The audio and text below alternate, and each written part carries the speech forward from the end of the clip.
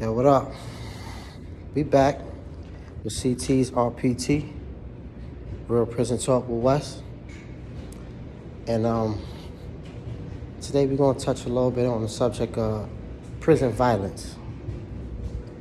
Now, here's the thing.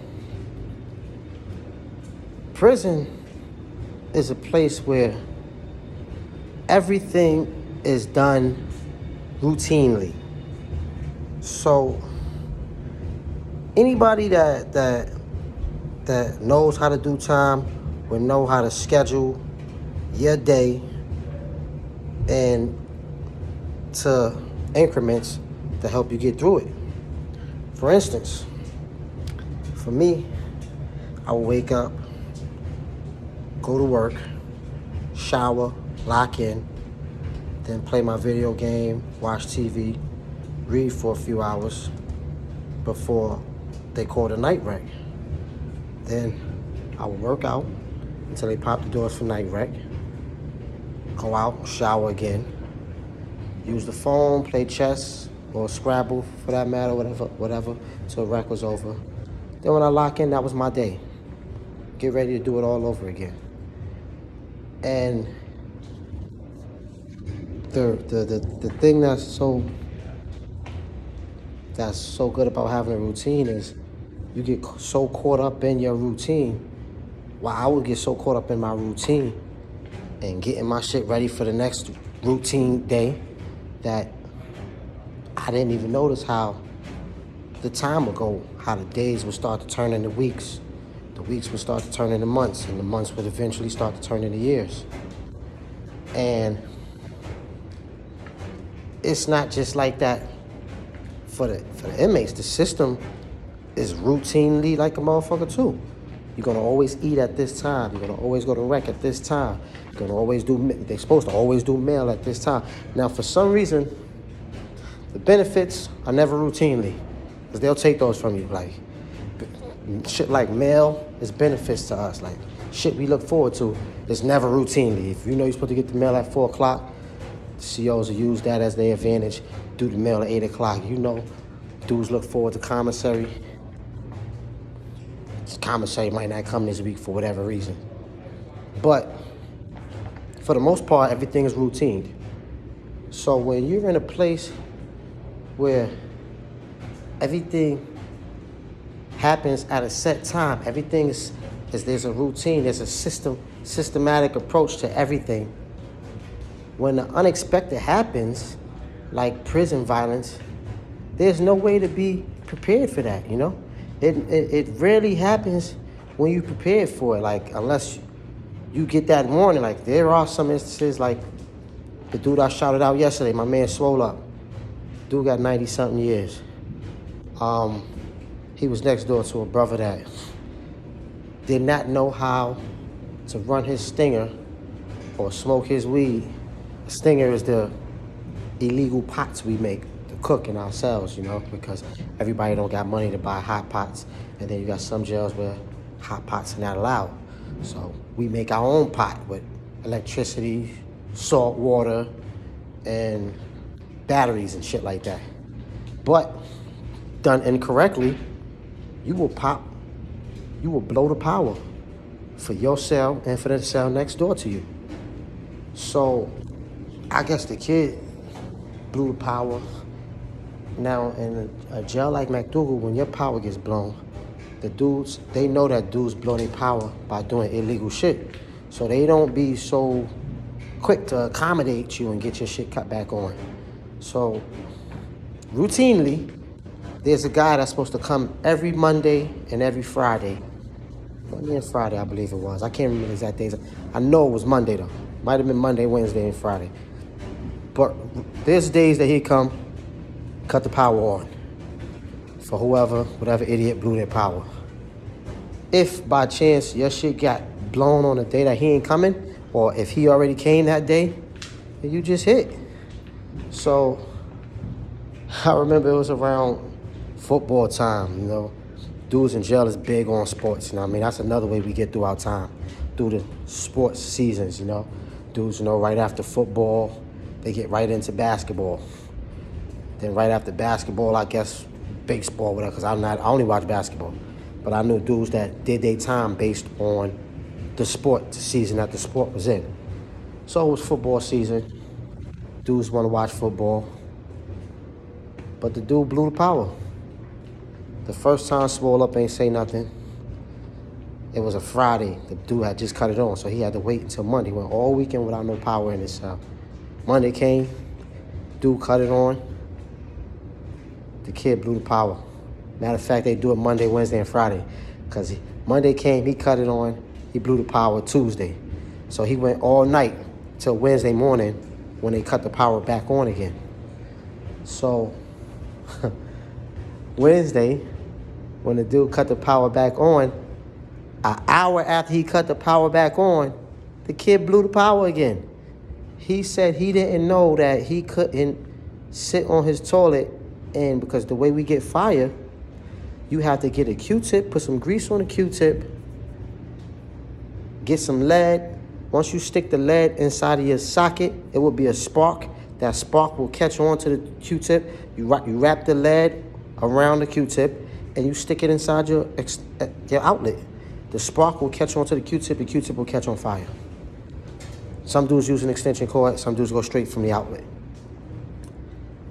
But I guess if you sitting on some type of metal, because the toilets are metal, if you sitting on, I don't know how he blew the power. You know, I'm not even gonna get into what his excuse was. I know the third time he blew the power, my man Swole Up, banged on that vent. Told that nigga, pull up to the vent, big dog. He was a big nigga. He wasn't big and diesel like Swole Up was. He was big and fat. But he was big and fat. He was about at least 300. So he tell him come to the vent. Dude come to the vent. He said, listen, you blow this power again, when they pop these doors for wreck, I'm going to come out with my knife, I'm going to stick you, and I'm going to keep sticking you.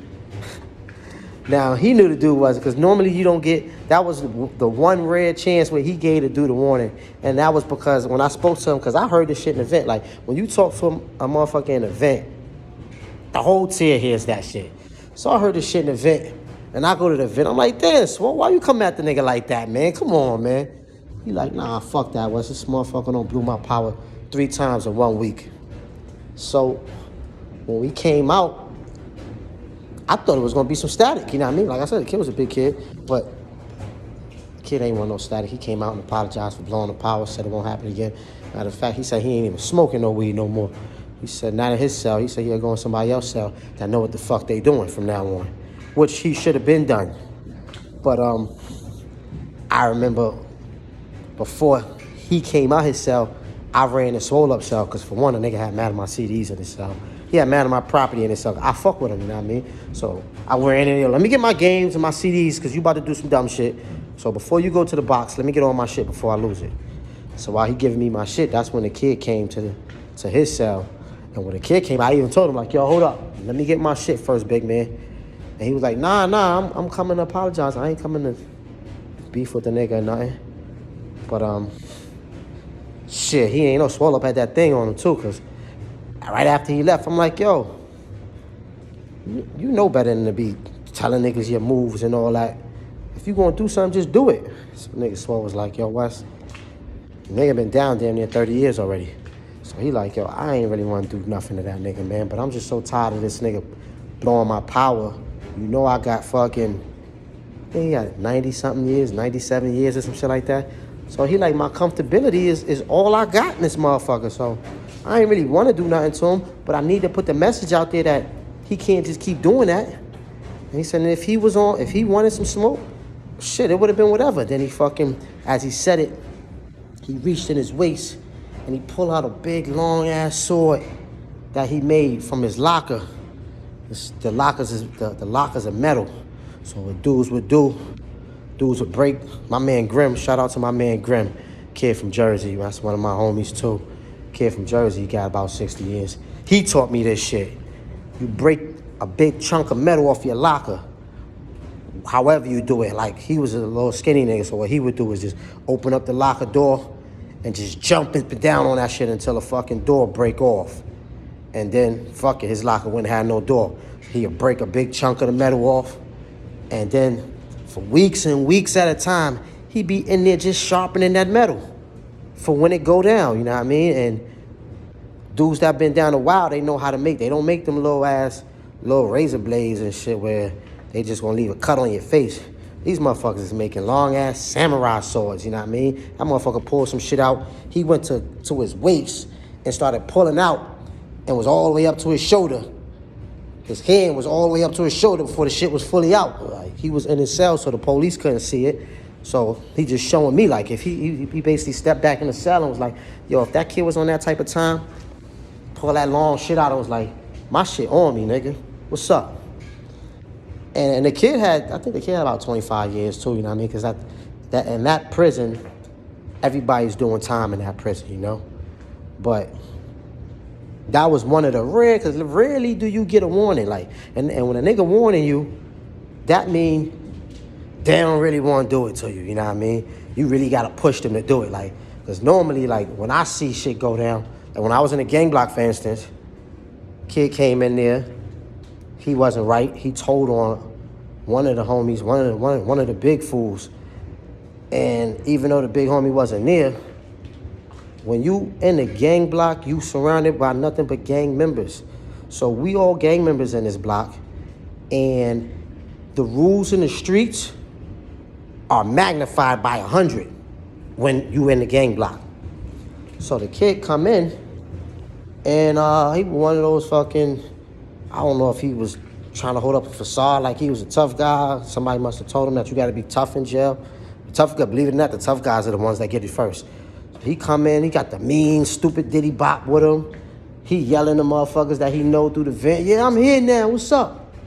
So when he first came, I'm like, oh man, we got another. And the nigga had the nerve to be right next door to me. Jump right in the vent, start yelling and shit, calling motherfucker. I'm like, well, we got another loudmouth on this tier. It's a lot of them. I got the kite that night. Like, it's crazy. The dude, the victim of what's about to happen will never get the warning.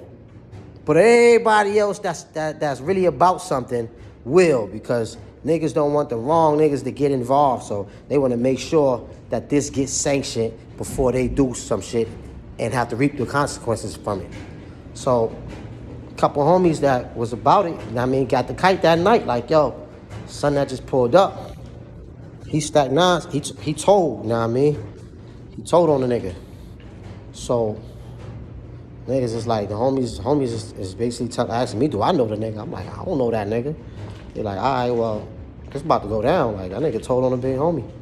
So sure enough, he come out unbeknownst to anything, lollygagging in the day room. The kid had dreads. I would never forget this. The kid had dreads. So everybody that know was about to go down on their gate when his tier came out for rec, everybody on their gate because they know what's about to go down. So the kid come out and he talking, and he was with another affiliation that was the opposite of mine. So he talking to his peoples, who probably would have ended up doing it to him. That's the sad part, is your own people. When that paperwork is just, some niggas wait for the paperwork, and then you got some niggas that just know they already on go. Like, I know that nigga told him, because I was there in the courtroom when he told. Ain't nothing to talk about. But a lot of times, your affiliation would say, they won't say it to you, but they'll say it to the motherfucker that know, yo, oh word, he ain't right?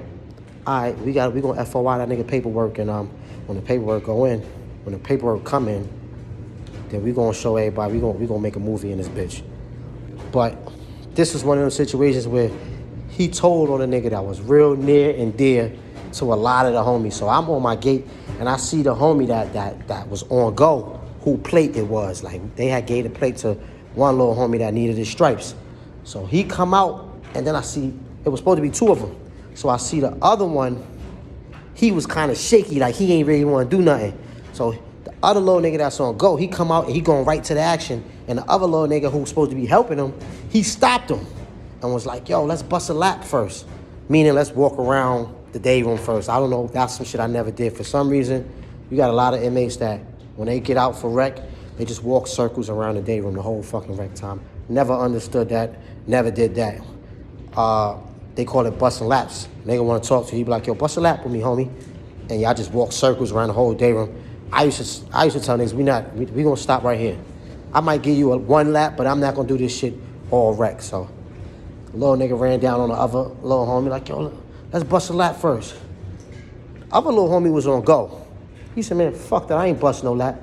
He ran right up on that nigga and put that work in. Yo, like I said, the kid had dreads. The little rat nigga had dreads. They beat one of this nigga dreads out of his head. Like, anytime it's a fight in the gang block, they lock us down for about a week. And for that whole week we was locked down, you seen that nigga dread, one long ass dread right in the middle of the day. Like, they beat and stomped this nigga dread out of his head. Stomped the dread out of his head. That shit was crazy. And that was usually how it go down. Usually you don't see it coming, you know, because why, you know? But just I got a bunch of stories on prison violence. Unfortunately, we don't have enough time for me to get into all of them. Maybe I'll share more in other episodes. But that's enough for today. If you haven't, do the right thing. Hit the subscribe button. Follow me on Instagram at wes.smith.129. Until next time.